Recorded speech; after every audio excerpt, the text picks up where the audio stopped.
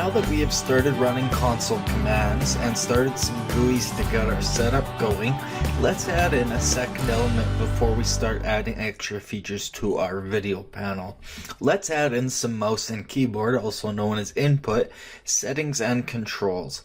Let me start by quickly introducing myself. Insomnia from Unreal Tech, a division of Blender Tech, and welcome to the third video in the custom save game settings for Unreal Engine 4 project series. Today's video should cover how to make sure input is set up properly in a character, go over some tricks we can use to set up our input like a professional game, and continue working on our GUIs, including the first use of our recently added widget switcher.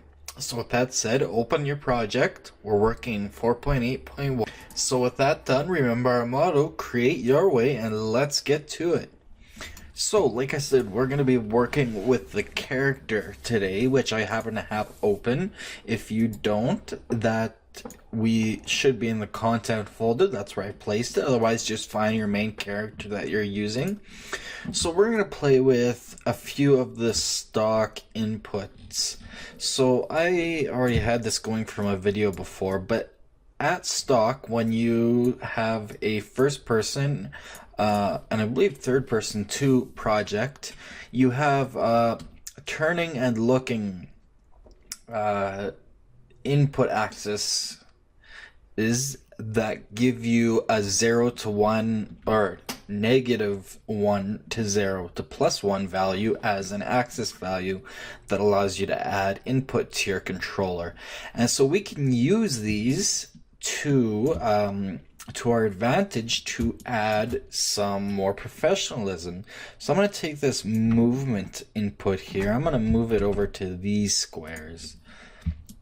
And I'm going to take this and move it over to here. I'm going to start lining things up on those squares. I'm going to expand this comment box by dragging the arrow so that we have some room to work here. And we'll probably need some vertical room. So I am going to take stick input. And since we're not using a game stick, I'm just going to delete it. And in doing so, I'm going to move the mouse input up. So I'm going to call this mouse input set to be FPS independent and invert and invert plus sensitivity control. So that's what we'll work on first. So what we need to do is let's drag these all the way over. Let's grab a little square there on the grid. Let's undo the values. And let's also undo the execution chain. Now, the first thing we need to check, of course, is that we are loading and saving our settings. Of course, we have our variable rGame settings here, which goes to our settings save. But just to make sure, we can see that on event begin play, we get our settings. It takes in our game instance, which uses the get game instance function, which we promote to a variable. And like I said, this is something to get in a habit of for any class you want to make any edits like this to. So in our input axis turn and input axis look up, I'm actually going to bring this down even further so that we have more room. We might need even more room yet. So the first thing I'm going to do is a little trick which we will move into the GUI later, but for ease of use I'm going to add it right now. We'll add a variable called b_is_player_frozen. And so we'll go and we'll create a new custom event. So right click and custom event, not custom movement. We want custom event. And let's call this freeze car.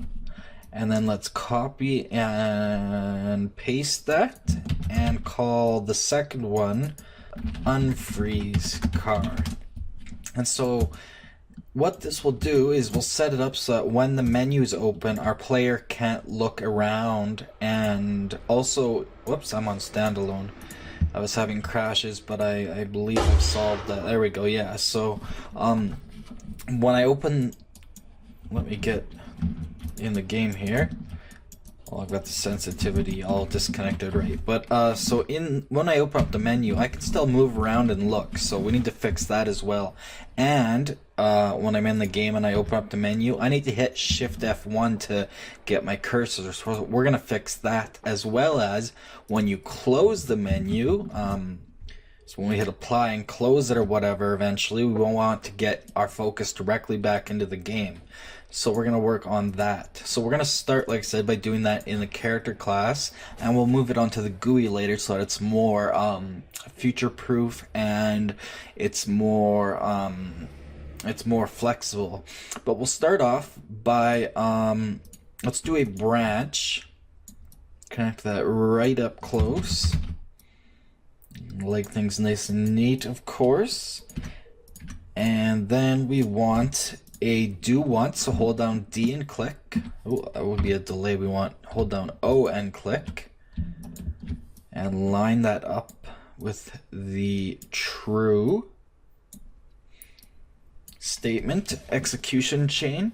And so B is play, that should be player. I'm just going to change play to car. And by default, no, we're not frozen. So what we're going to do is we're going to drag this in with a getter by holding down control and dragging it in. And this is going to be our condition on each of our branches. So just drag that into each of the branches. Condition input pins. There we go. Move that out, I guess, so that we can see it a little better. We'll start these do onces on this grid line. There, something like that'll work, I guess. About as good as it's gonna get. So if our character is frozen and we call to freeze the character, that would mean we follow the true path. Actually, that variable won't make sense, so we'll change that to be is UI open. So is some UI element open. So if it is, then that means we want to freeze the character. And so if we want to freeze the character, we follow the true path. So after the do once, the first thing we want to do is click right in the middle here and get player controller. We're going to be doing all of this, or most of it, off the player controller. And so drag off of that, and we can type in ignore move, or sorry, no, we can type in set mouse over. So set B enable mouse over events. So when we freeze the player, we want to enable mouse over events. So that way we can click with the mouse. We want to set B show mouse cursor. So we want to show the mouse cursor. And set, is there oh yes, B enable click events, and that should be it, just those three. So we'll pile them in there nice and close, and we want them all to be true when we freeze the character, and then we'll copy and paste them down below to the unfreeze execution chain, and we'll uncheck them to be false, and then we'll just place the target onto the player controller output node. Perfect. And we could clean it up if we want, something like if you were so inclined. So after that, we want to, I'm going to search through my palette window this time.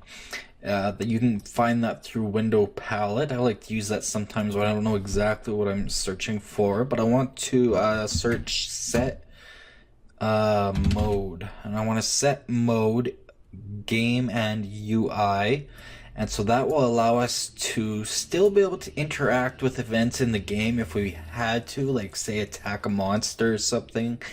But it still brings us to the UI primarily. Or you could set it to just UI only, which means you can't interact with the game at all. That's your choice.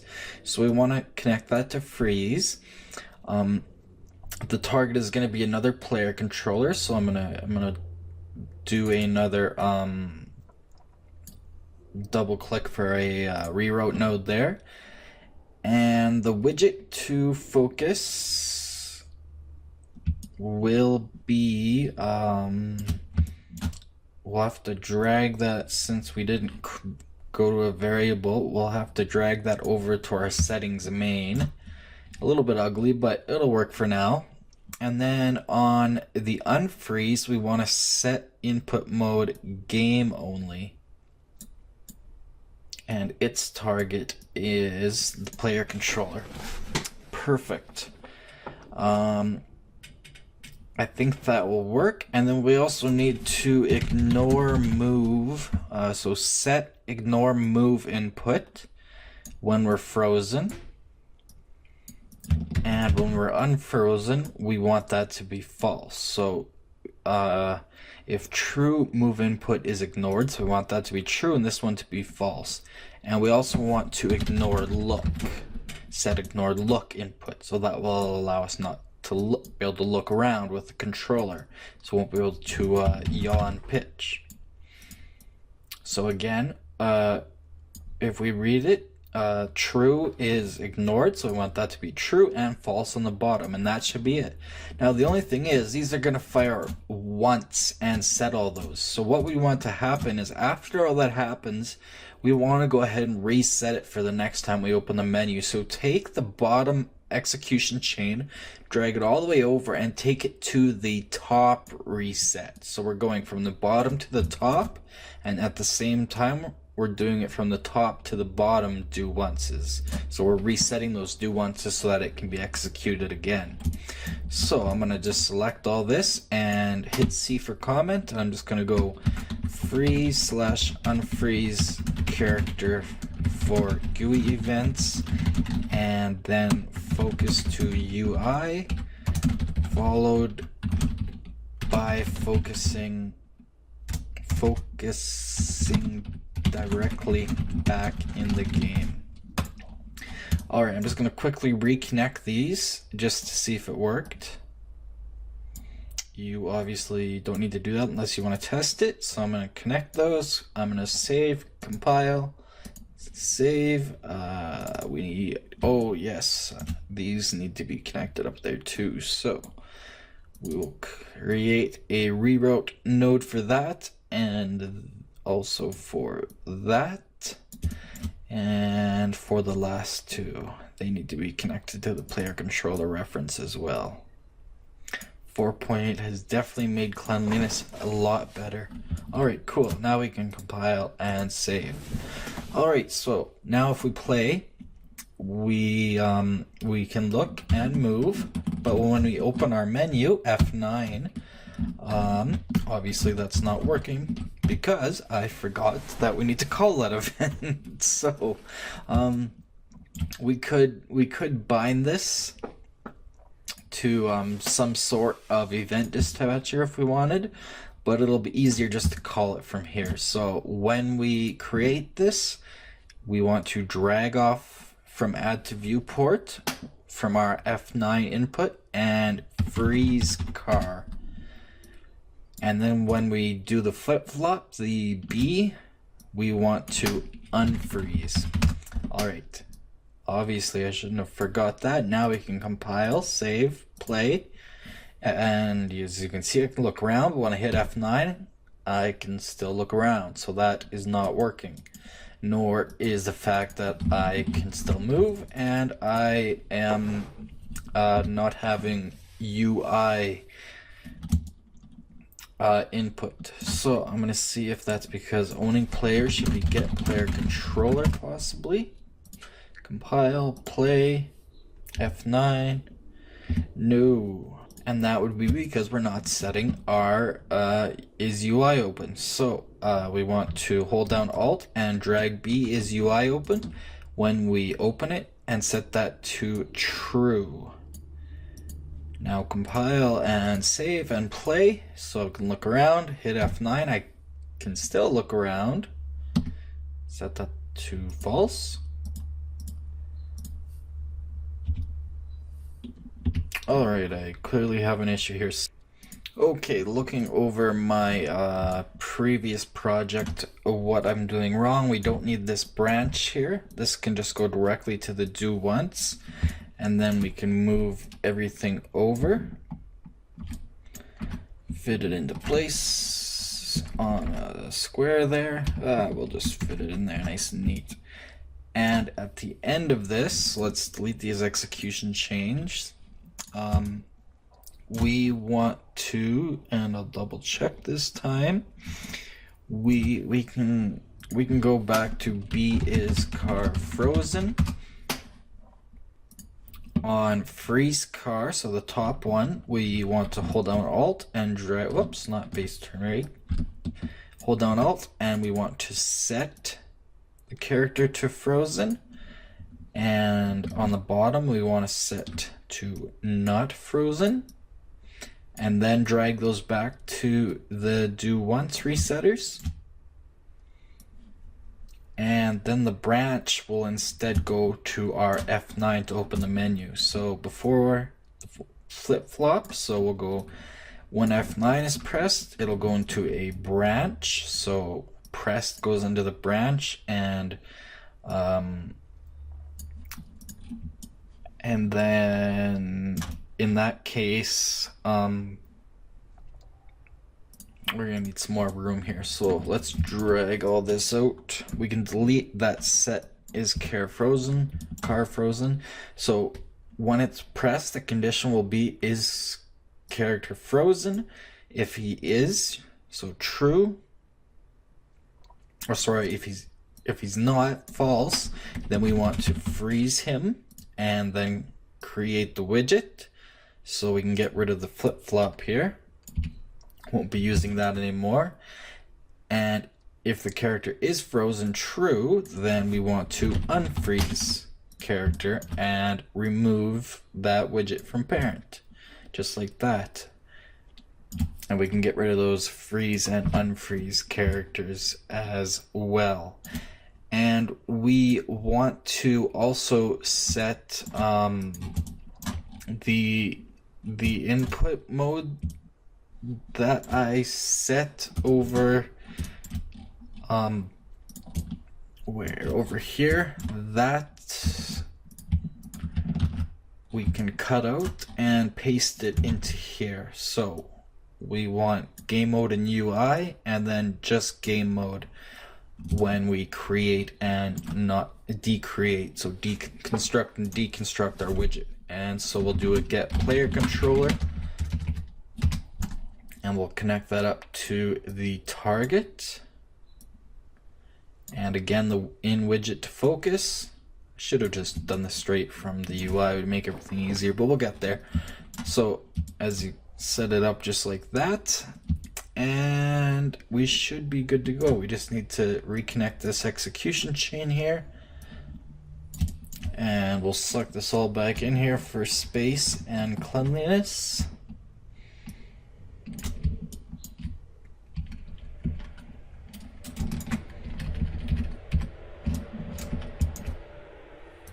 Now we can give it a try. So I'm gonna save, compile, save, play, so I can look around. F9, it freezes the character and brings up the mouse cursor. I can't move. I can't look. And then I don't have a way to close the window right now except F9. And then as you can see, it immediately gives me back my movement and everything. So that is perfect. So let's go back to what we were originally at, and that is the mouse input, look up and turn. So we're going to be adjusting this in a couple of ways.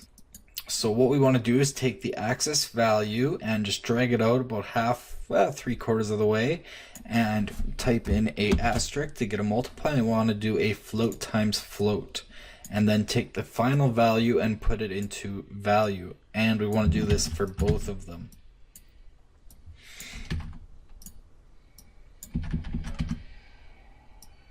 So we'll be multiplying a few things.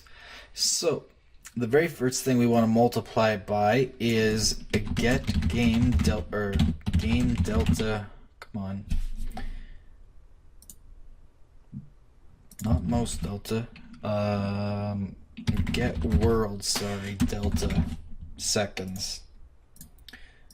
So we want to multiply each of them by that, and that will make it frame rate independent. So that way, it will make it slower if you don't multiply that, which we will be. As you can see, I can barely look around, but that's where our sensitivity will come in. But that means that your mouse input will stay exactly the same and nice and smooth, no matter if the frame rate is dropping or drops drastically. It'll always be exactly the same.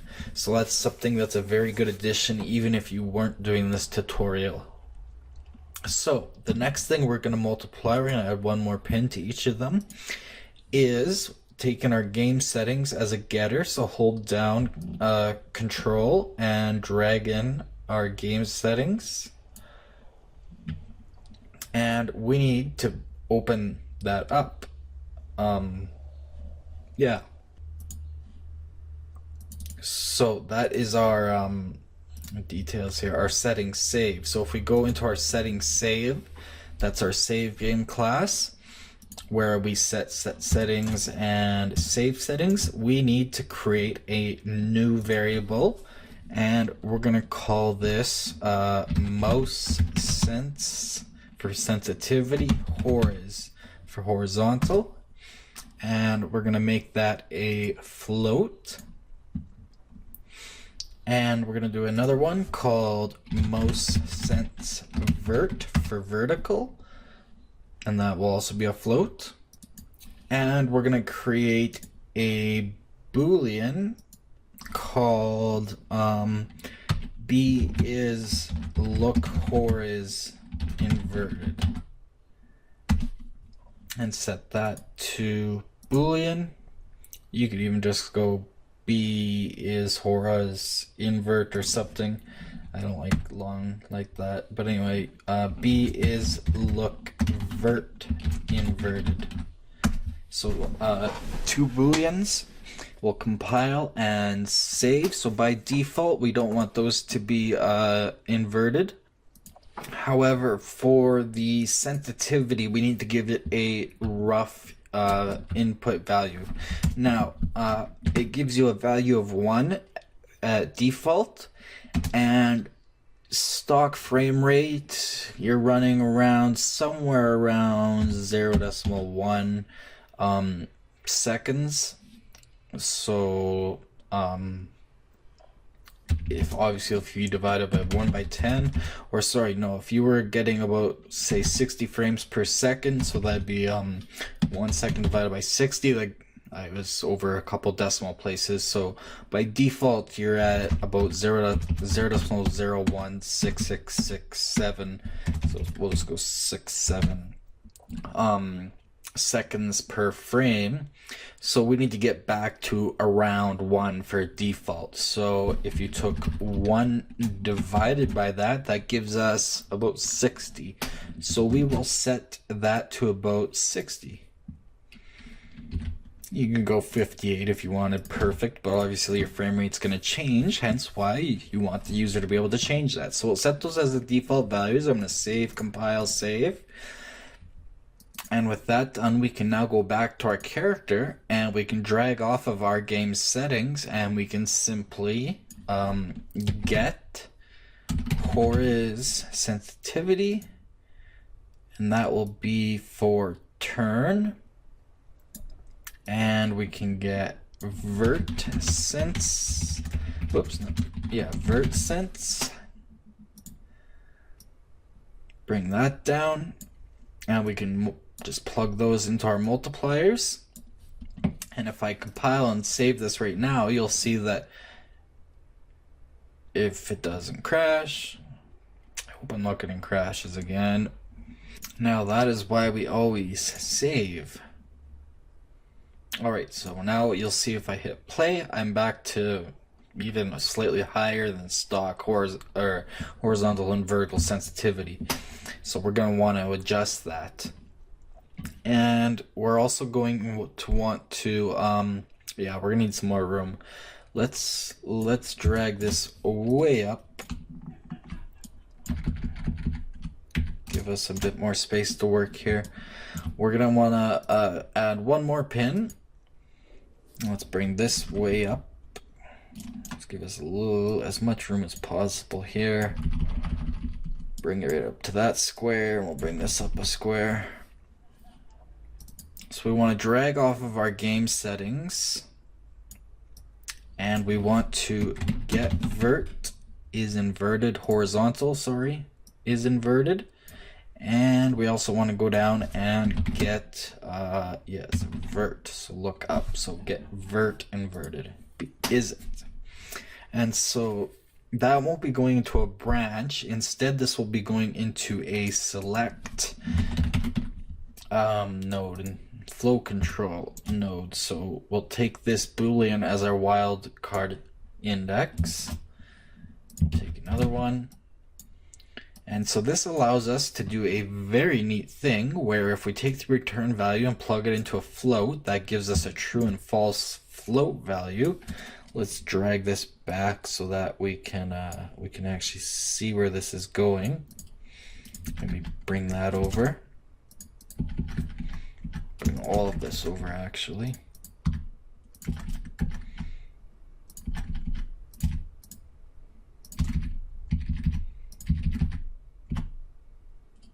Something like that'll work. So false will be 1, meaning that it's not inverted, but if it is true, then we just simply pick -1, which will take our entire value that we're multiplying here and just negate it, or well, make it a negative number. It'll invert it. So we're just selecting based on the setting. So right now it won't do anything because it's defaulting to false. So it just multiplies everything by 1. So we'll save, file, save. So let's make our GUI for this. So let's go into game settings, widgets, and I created a widget in one of the videos. That might have been in my one that got deleted, but if you don't have it, just right click in your content browser, user interface, widget blueprint, and then give it a name, widget underscore or W underscore for widgets, and then mouse keyboard is what I called mine.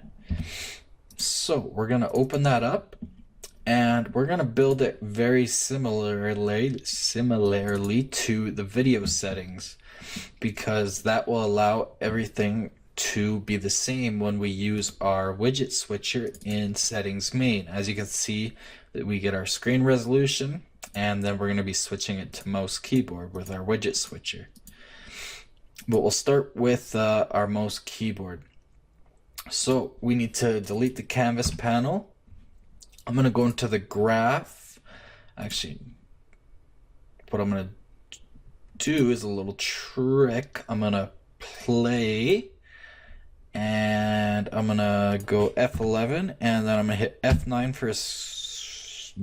to bring that up, and then I'm gonna go Alt F9. Sorry, which one is it? I have to look. A screenshot. How come I can't remember the hotkey? Open the panel. F11, play F11, open up our panel, and then we'll take a screenshot, and we'll open up that link, and we'll stop playing. We'll close that link there, open that up, and drag that screenshot into, let's see, did I get the right one? Yep. Drag that one in. You can see we had one from before, but that was just in game. We want one with our menu open, so save that. And then we can go into our widget mouse keyboard, go into the graph, and you'll see under the default settings here, it's also putting the default nodes that might have been from before. But under class default, under designer preview background, we can now select screenshot 82, and you'll see in the designer we get a preview of what it kind of roughly might look like, although I guess that won't really work since it's fitting into here, so maybe that was a bad idea, waste of time. So we'll just clear that, it'll just get in the way. So we're gonna make it similar to this. So let's start in the designer with, as before, a size box, because we always want to be able to adjust our sizes. Again, you know that it's a habit of mine, because I know that things might always not work just winging it. So we set our size for our keyboard to be 800 by 600. So we'll do the same for this one. Width and height override 800 by 600. And then we will start working, what did we go, vertically? Yep, we'll start working vertically. Vertical box. We'll add a vertical box into our size box, like so. And then let's add a horizontal box into the vertical box, and let's just call that horizontal box underscore mouse x. So that's horizontal. Give me a space, not an underscore. 4.8 is kind of buggy about that. That way we just kind of, it sets it apart as before. And we want to add into that, let's add a size box again, so that we can always resize it to our needs to make it look the best. So let's add a size box to that. Whoops, into the horizontal box. And let's set we don't need a width override, but we will need a height of somewhere around, let's try 64 to start with, and set to fill.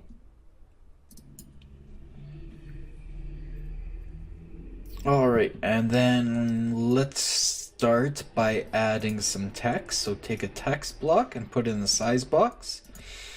And we want that to be vertically aligned center, and we want the color and opacity, click on the little white box there, to be black, since we're working on a light background. And we make this text a little bit bigger this time, maybe about 28. And let's call this mouse X, and then we'll put in brackets horizontal.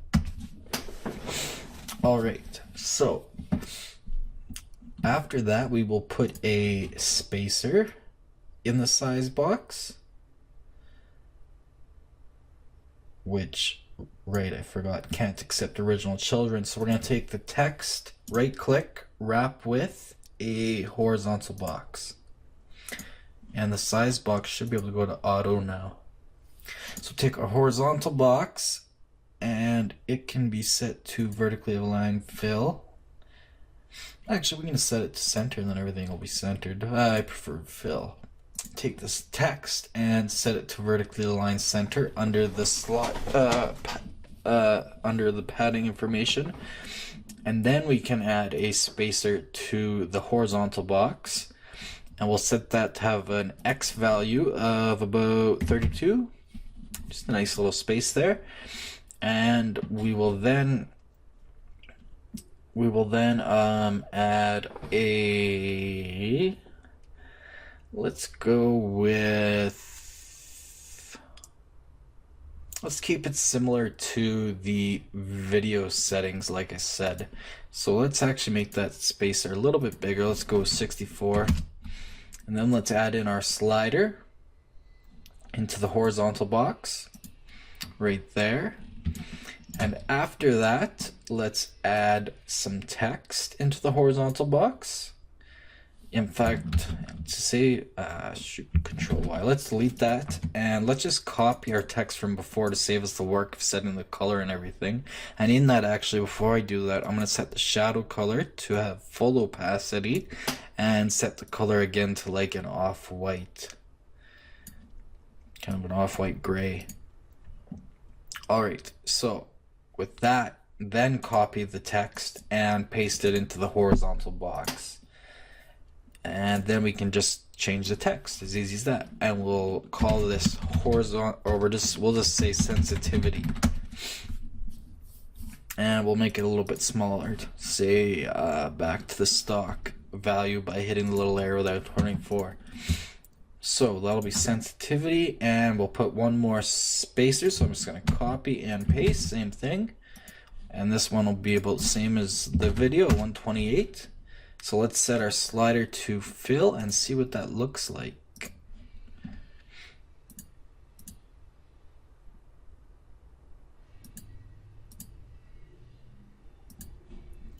Size box does need to be set to fill, sorry.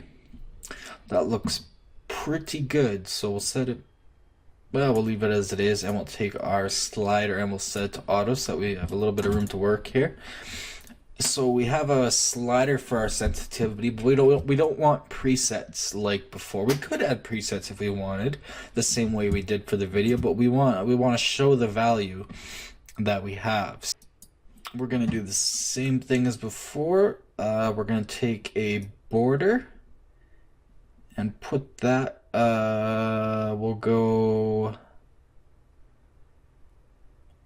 we will go right after the slider.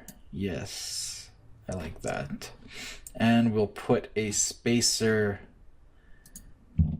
copy and paste that and drag it right in between the, we need two of them, one before and one after the border. Let's do this easier with an overlay actually, and then take those spacers and turn them, I don't know, maybe 32, and then take the border and we want to set that to yeah, we're gonna need a second, so let's add a size box into the horizontal box, and let's use the arrows or the other way to bring it over there, and then let's put the border inside of the size box. And in the size box, let's give it a height override of 32 and set it. Now it's not liking me. Oh, the border needs to be, how come you aren't playing nicely? Interesting.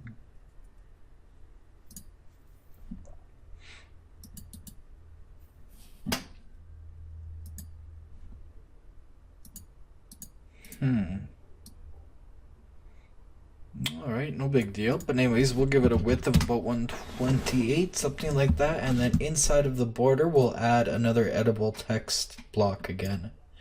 And in there, we'll just set it to something like 0.12345.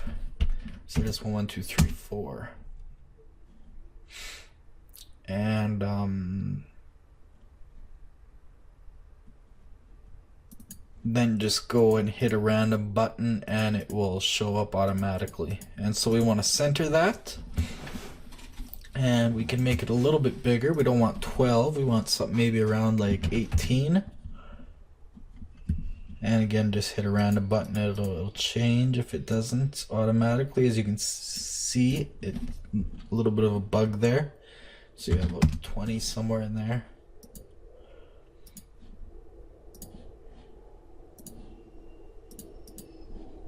Yeah, like that. So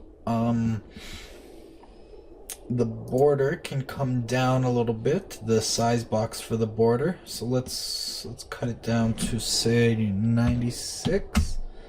Yeah, about 96. And obviously the height is not working for us. Unusually odd. Must be a setting of one of these, probably the size box up here should be set to auto or something. Either way, it'll work. So that'll be our sensitivity.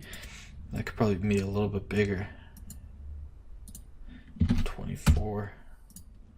Go to the graph and back. It's a little too big. Stick with 20. Around there. Alright, so that'll be our sensitivity.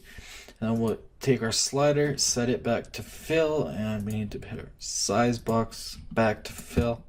So there, that'll allow us to change the sensitivity. And I don't know if we really need well, we can leave it like that. We can always change it later. So what we can do now is we can take actually, let's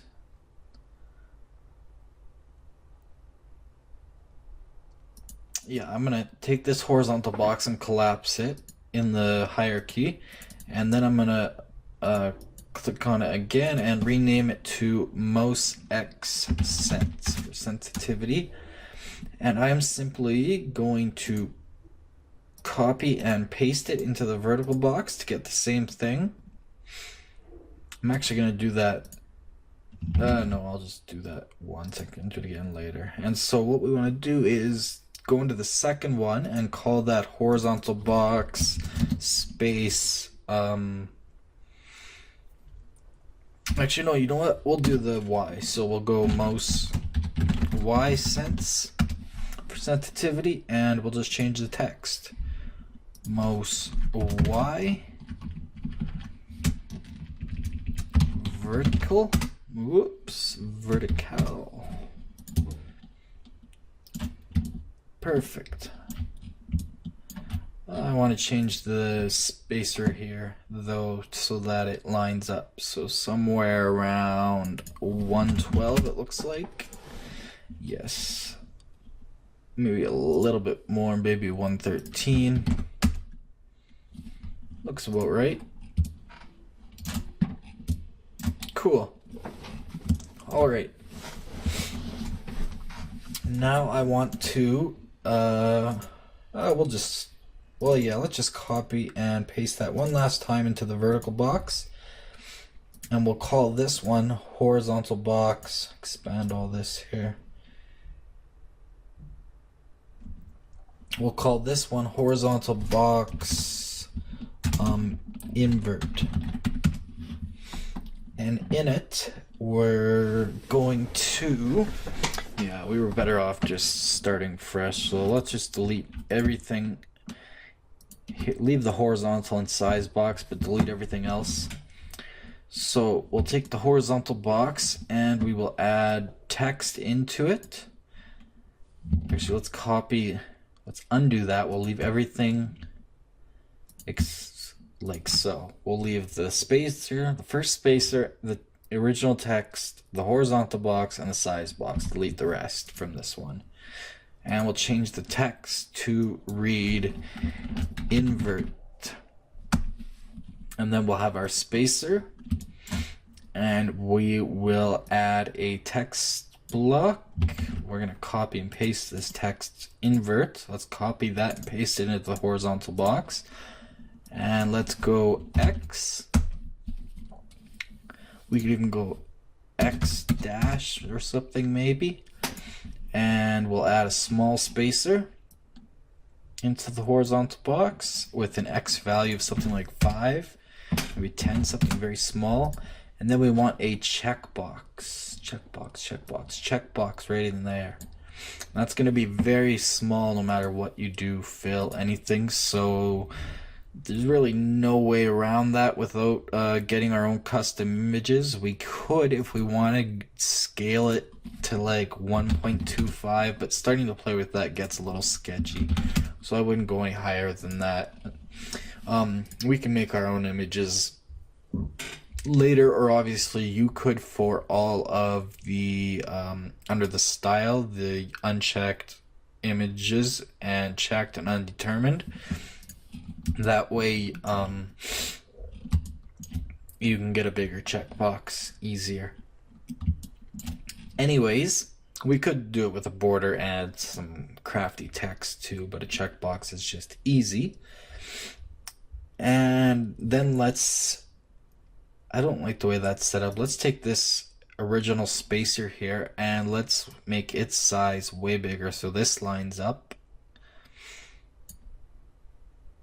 Whoa, 330. And then let's add another spacer after the checkbox. Set that to like 256. And then let's just copy the X spacer checkbox and paste it into the horizontal box. Change that text to read Y. And we'll take this checkbox and let's call it checkbox space Y invert. Make sure that's a variable. And this checkbox is going to be checkbox xvert. Variables don't need to have the space. We'll get rid of that space. And then just for kicks, let's center this up. Let's grab this spacer and let's just center it up in there somewhere. Something like that, I don't know. Rough value of 696 to keep it in that range. Alright, so something like that. It's rough, but we can always make it better later. So we need to, let's change the slider names too. This is slider X sensitivity. This is slider Y sensitivity. Alright, so now we need to go into our graph and start doing some logic. And once that all comes together, then everything works. So we'll start with our usual event construct. And then we will get settings under utilities and the game instance, get game instance, and then promote settings save to our variable called our games settings as usual. So get game settings to get set saved settings. Alright, perfect. Now we want to start with our sliders, I guess. Now remember that sliders work on a 0 to 1 value. See, if I type in 1, it goes all the way to the end. So you gotta remember that it works on a 0 to 1. So we'll need to be dividing by a large number. Because remember, even 60 was quite sensitive, so we want somewhere in that range to be around the top. We obviously want no sensitivity, so something like 0.001 or something for the bottom value, and something like 75, 80, somewhere around there for the top value. And then the user can obviously go anywhere in between. So to do that, we're going to need a custom event. So let's create a custom event, which we will call set mouse settings, something like that. Actually, we don't need to do that yet because we aren't actually saving settings yet, but once we do, we're going to need to do that on every single one so that it takes what setting we have and it sets it automatically when we open the menu. Right now it's going right back to stock, but I want to get into that in a later one. So we're going to start with what we did before, like in the video, on value changed. So select in the designer the mouse X horizontal slider and go to on value changed and hit plus. That'll give us a event called on value changed slider X sensitivity. And so what we want to do is take that value. Well, we're gonna need a couple of variables first, I guess. So we'll need a we'll need X sense. I don't like that. I want X sense value, and that will be a float. And we'll want the same for a Y sense value, but we'll just work with X for now. And then just like in the video one we did, we also we want a text-based one for our text block, which let's just call that X text value or something like that, and set that to text. And another one called x text value, or whoops, sorry, y text value.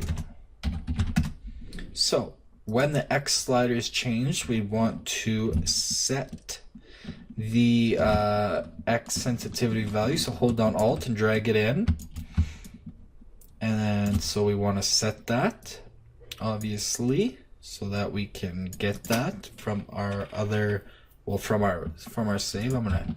Speaking of save, I'm gonna save to not lose any of that work.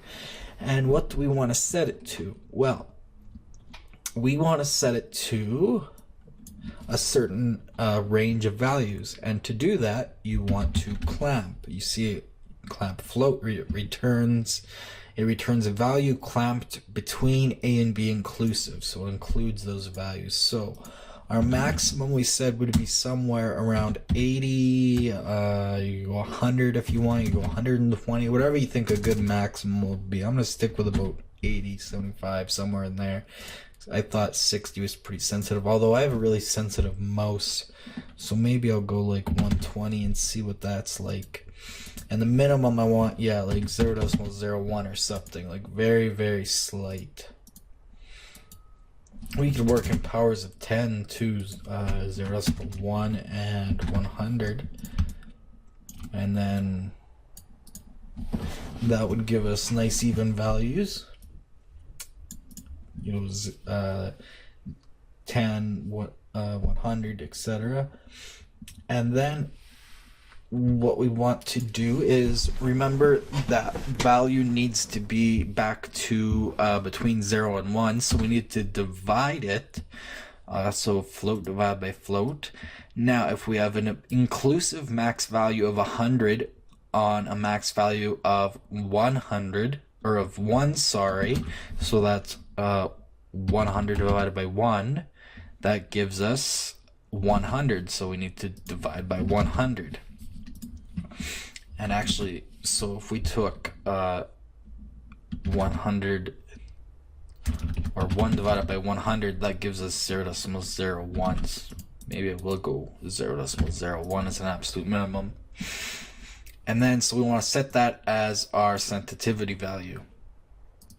And then we want to take our game settings and drag it out with Control held down as a getter.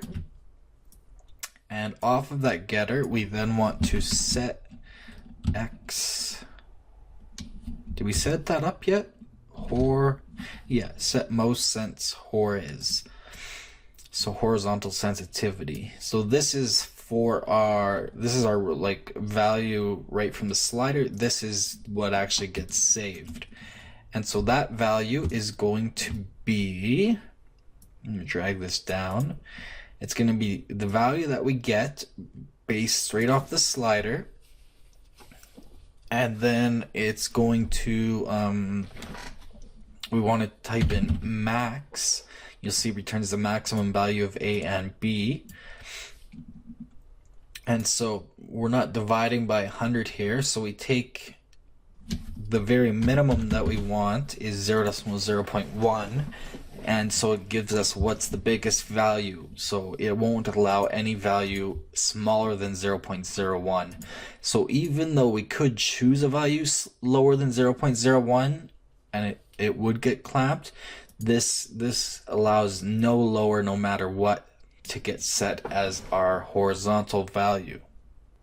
And then we want to set our X text value to that. So we hold down Alt and do a setter on that. And we set that value simply right across, whoops, we'll give ourselves some room here.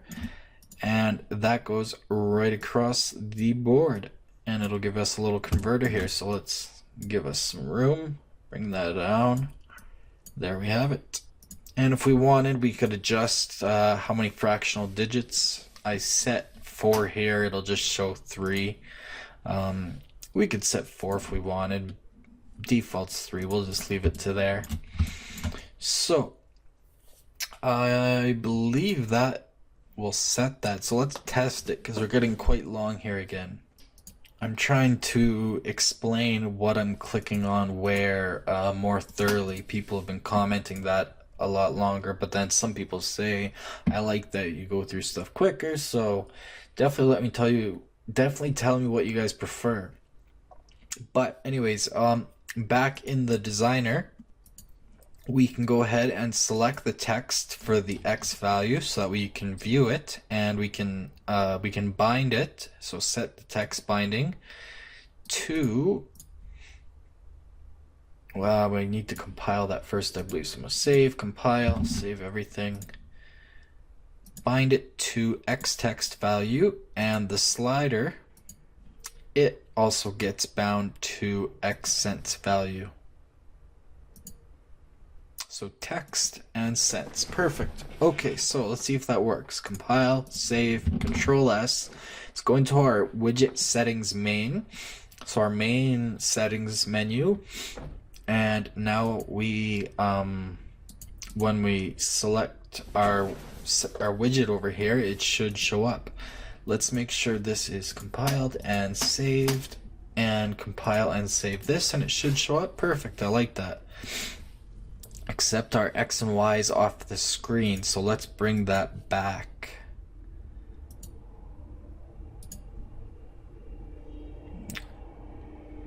Did I really set that to 696 when it was only 600 wide? Let's set that to like 396 maybe. Compile, save. Compile, save. There, that's a bit better. We can do it up a bit better after.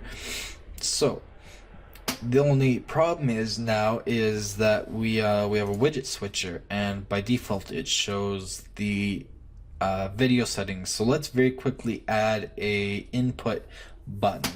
So if we go all the way down, we had our size box video root. So what we can do is we can simply copy that and paste it into the vertical box for the buttons. Paste. In fact, I thought I called that vertical box space buttons. And then we'll want to put a spacer in between them. So just put a spacer in between the two. That did not go where I intended it to.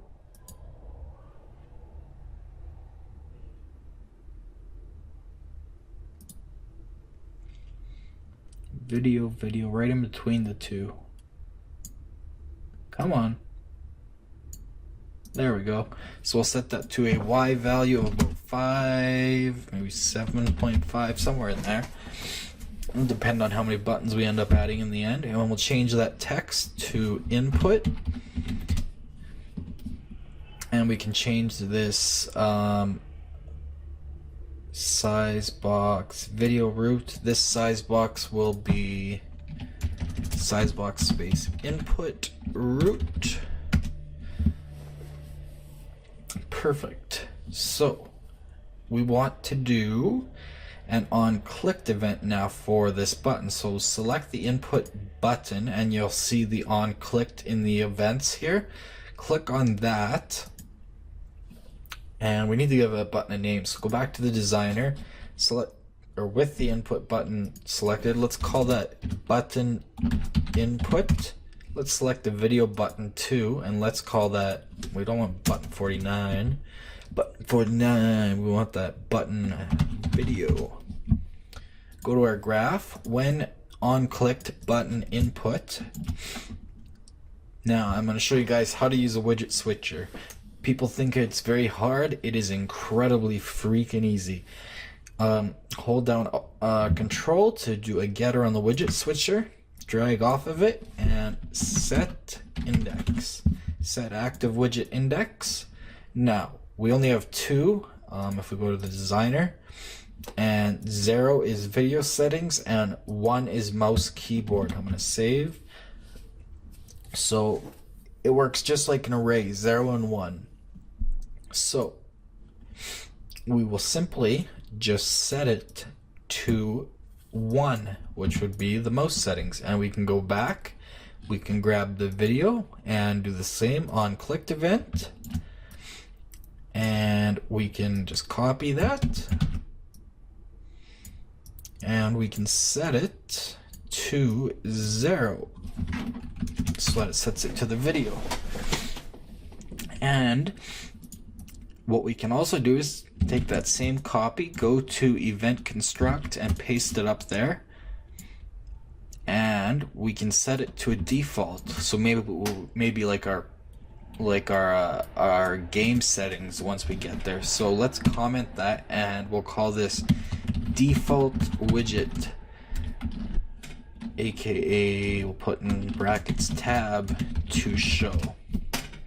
So by default it'll set it to video at the moment. Alright, so compile and save that. Now, well, we can test if that actually works. We'll see if it crashes here. Nope. So F9 to open it up.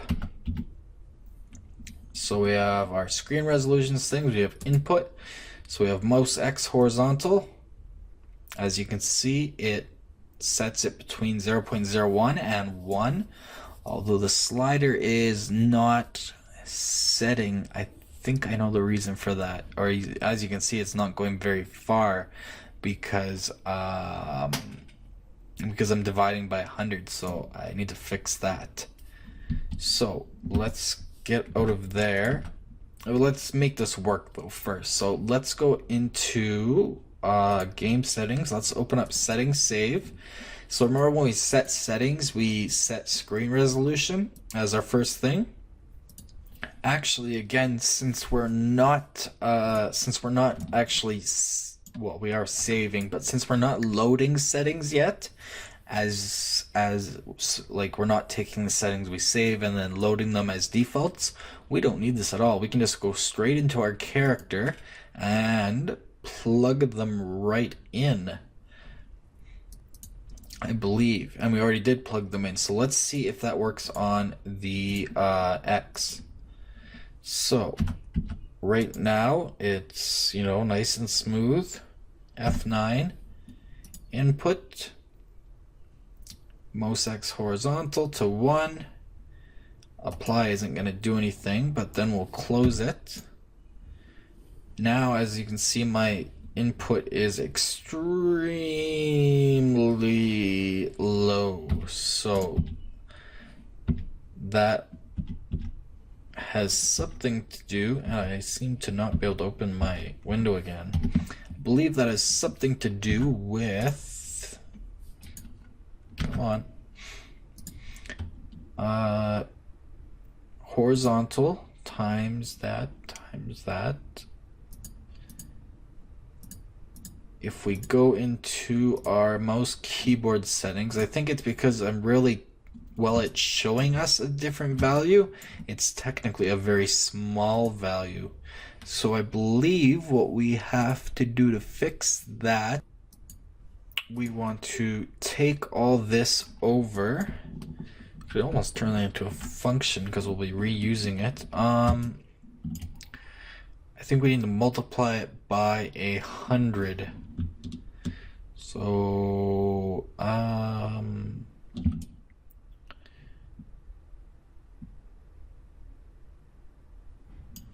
let's see here. Yeah, I think simply that just needs to get multiplied by 100. So I will delete these, and I'm just gonna multiply float by float. Technically an int by float would be better, more memory efficient, but let's just check it out here. Don't need conversions that way. So clamp that, and let's try that. Compile, save everything. Play, F9, input, game X. There we go, now it's sliding properly. Oh, and now see, instead of 0.1, I was getting a value of like 0.001. You can see now my minimum value is 0.01, my maximum is 100 as I set it. So it's like 0 to 1 and in between. Perfect. So now if I set it to 60, which is what we're at, it would be at normal.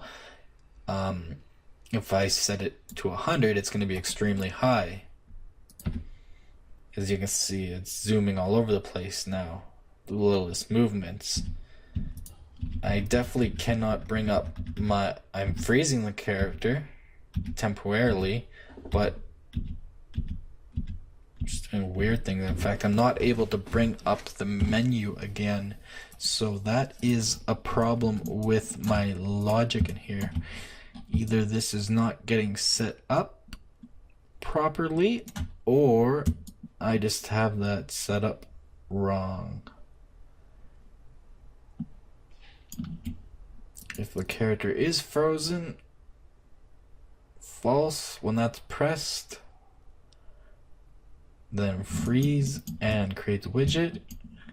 If the character, is not, if the character is frozen, so if it's true, then unfreeze it and remove from parent. Well, I will have to look into that.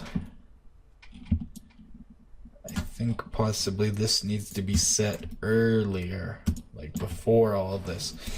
Either way, we'll move it on to the onto the settings after. Now you guys can figure out, since this one's a lot easier than the video, since we're not actually running console commands, you guys can figure out the why. So let me just show you how to, if we go into mouse keyboard, the X check mark to invert the X direction. Actually, let's do Y because that's more standard. So all we need to do is select the checkbox and go all the way down again to the events and go on check state change. So this checks has the checkbox changed from checked to unchecked. As you can see, B is checked. So what we want to do is get our game settings as a getter, hold down Control, and we want to set invert on the vertical, and we just simply want to set it to is checked. So if it's checked, it's inverted. If it's not, it's not. So compile, save. Let's test this out one last time. So F9, input. So I'm going to set my most sensitivity to, I'll set it low just to test, and I'm going to invert my Y by checking that off. You'll also notice if I go to video, we also have our video settings. I can go back and forth now. So there we go, that's working. Hit apply, F9 to close. As you can see, now that's inverted. Well, you can't tell, but it is inverted. And I have a very much lower horizontal value. So I'm sure you guys can figure out how to basically just duplicate this for the X and Y for both of them. Just copy this for the Y, this for the X, and you're good to go. And I'm getting very long in here again. I wanted to get into some keyboard settings, but I also want to get as far as I can and then add polish later. So in the next video, let's see, what do I think would be best? We could go for keyboard. I'm gonna leave that for polish. We could go for volume, which is very in-depth, but that's what really sets your game apart. Then you can have sounds playing that are affected by the settings. So we can do volume. We can set up our settings save and a few other places to actually save the settings, so that when we hit play, it's got our settings from before. I might maybe do that next video, because that way it's less going in and changing all these things that we've already set up before. And then we could also do custom game settings. So if we have I don't know, you might have like difficulty settings or something, we could look at that. So maybe in the next video we will go into actually making the settings save class, so the save game class, more more flexible and in-depth and set up properly, because right now it just sets them on a one-time basis, and it also doesn't grab the settings thusly when we open the menu. And maybe we should set up our main menu so that we don't have to have all this crap in the character class, and it can instead just be on the widget. And then on the widget we can just do event destruct. We can just make sure that it's removed from parent, remove all widgets, or remove from parent, or whatever, depending on the game. That makes sure that it's removed from memory. I'll add it in there right now. But yeah, so in the next video we will improve the functionality of our main menu, and we will move all this, like I said, crap over to here in a much more elegant way, and we'll make our settings actually load. And one last thing I want to leave you guys off. Never mind, it doesn't show up yet, but it will once we actually save and load settings in the real way. Right now we're just setting them on a one-time basis, like I said. So yeah, we'll get to that in the next video. I'm getting way too long here. Like I said, tell me guys if you prefer for me to rush through things and get stuff done where I'm just, grabbing things in and, setting things quickly, and then, coming and multiplying in quickly stuff. You know what I mean? Like, tell me if you prefer that, just quick bing bang boom, and you can do it at your own pace, downloading it or pausing or whatever. Or if you prefer how I've been going, showing where I'm clicking, what stuff does, etc., how stuff works. Let me know what you prefer, because this is definitely very slow.